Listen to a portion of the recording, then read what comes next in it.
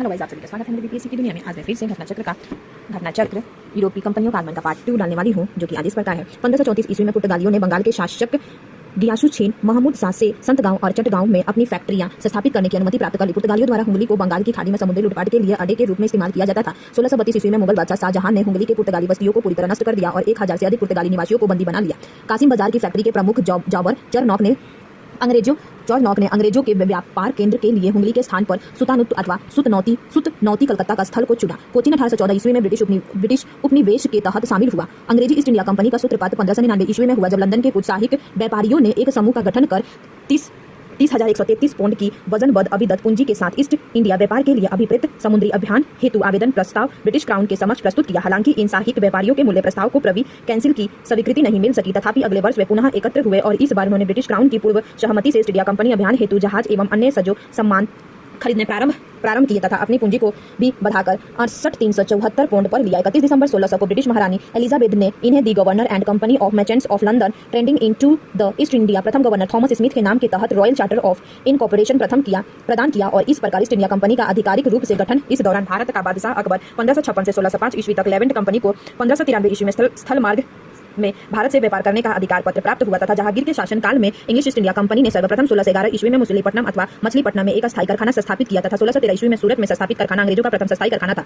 सूरत में डजो द्वारा फैक्ट्री 1616 ईस्वी में, जबकि फ्रांसीसियों द्वारा 1667 ईस्वी में स्थापित की गई थी। थॉमस वेस्ट नामक अंग्रेज अधिकारी ने पुर्तगालियों को स्वाली के स्थान पर हराया था। 1661 ईस्वी में इंग्लैंड के सम्राट चार्ल्स द्वितीय का विवाह पुर्तगाल की राजकुमारी कैथरीन से होने पर चार्ल्स को बंबई उपहार के रूप में प्राप्त हुआ था, जिसे उन्होंने 1668 ईस्वी में 10 पौंड वार्षिक किराए पर ब्रिटिश ईस्ट इंडिया कंपनी को दे दिया था। बंबई के अंग्रेज गवर्नर जॉन चाइल्ड ने 1688 ईस्वी में बंबई और पश्चिमी समुद्री तट के मुगल बंदरगाहों का घेरा डाला था। मक्का जाने वाले हज यात्रियों को बंदी बनाने का प्रयास किया। फलस्वरूप उसे औरंगजेब ने भारत से निष्कासित करने का आदेश दिया था। कर्नाटक का प्रथम युद्ध 1746-48 ईस्वी ऑस्ट्रिया के उत्तराधिकारी युद्ध, जो कि 1740 ईस्वी में आरंभ हुआ था, का विस्तार मात्र था। गृह सरकारों की आज्ञा के विरुद्ध ही दोनों दलों अंग्रेजों एवं फ्रांसीसियों में 1746 ईस्वी में युद्ध प्रारंभ हो गया। अंग्रेज कैप्टन वनरेट ने नेतृत्व में अंग्रेजी सेना द्वारा कुछ फ्रांसीसी जहाजों का अधिकार कर लेना युद्ध का तत्कालीन कारण था। प्रथम कर्नाटक युद्ध के समय ही कर्नाटक के नवाब अनवरुद्दीन ने मजूफ खां के नेतृत्व में 10,000 की भारतीय सेना को फ्रांसीसियों पर आक्रमण करने के लिए भेजा। कैप्टन पेराडाइट के नेतृत्व में फ्रांसीसी सेना ने अडयार नदी पर स्थित सेंट थॉमो नामक स्थान पर नवाब की सेना को पराजित किया। यूरोपियों में युद्ध बंद होते ही कर्नाटक का प्रथम युद्ध समाप्त हो गया। एक्स लॉ सॉपेल की संधि से ऑस्ट्रिया के उत्तराधिकार का युद्ध समाप्त हो गया तथा मद्रास अंग्रेजों के पुनः प्राप्त हो गया।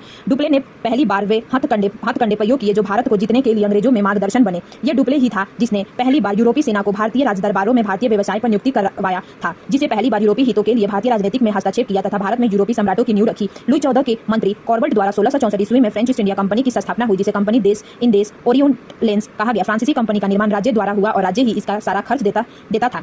1667 ईस्वी में फ्रांसिस करो के नेतृत्व में एक अभियान दल भारत के लिए रवाना हुआ, जिसने 1667 ईस्वी में सूरत में अपने पहले व्यापारी कारखाने की स्थापना की। मोरकेरा गोलकुंडा के सुल्तान से एक अधिकार प्राप्त कर 1669 ईस्वी में मछलीपट्टनम में दूसरी फ्रांसीसी कोठी स्थापित की गई। डजो ने अपनी प्रथम फैक्ट्री की स्थापना मछलीपट्टनम में की थी। डजो की बंगाल में पहली कंपनी पिपलो में 1627 ईस्वी में स्थापित हुई। इसके कुछ ही दिनों बाद डज पिपलो से बालाशोर चले आए, परंतु बाद में डजो का व्यापार सही ढंग से 1653 ईस्वी में शुरू हुआ, जब उन्होंने चिनसूरा में अपनी कंपनी स्थापित की। चिनसूरा के डज किले को गुस्तुगुस फोर्ट के नाम से जानते थे। यूरोपियों को सर्वोत्तम सोरा और अफीम बिहार से प्राप्त होता था। अंग्रेजों शासनकाल में बिहार अफीम उत्पादन हेतु प्रसिद्ध था। भारत में यूरोपीय शक्तियों के आगमन का क्रम इस प्रकार है: पुर्तगाली, डच, अंग्रेज, डैन और फ्रांसीसी।